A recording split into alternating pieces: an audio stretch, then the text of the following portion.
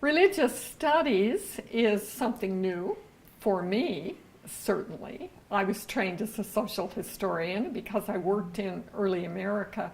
I wrote about religion, but I didn't write about it in the way in which I think scholars today are invited to do so, which is to engage in new scholarship and insights in terms of ritual studies, in terms of understanding the psychology of belief, many other things that I'm not conversant with, although I'm very interested in reading about this material.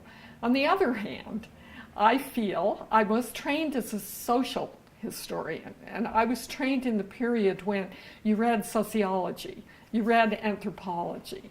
And when I say ritual studies, one of the profound essays in my field of early American history was work done by Rhys Isaac, which was informed by anthropology, which really was looking at secular things in terms of structure and in terms of hierarchical relationships around artifacts and around ceremonies. So it's not that I'm unfamiliar with this. I deeply value people who engage in interdisciplinary research of any kind.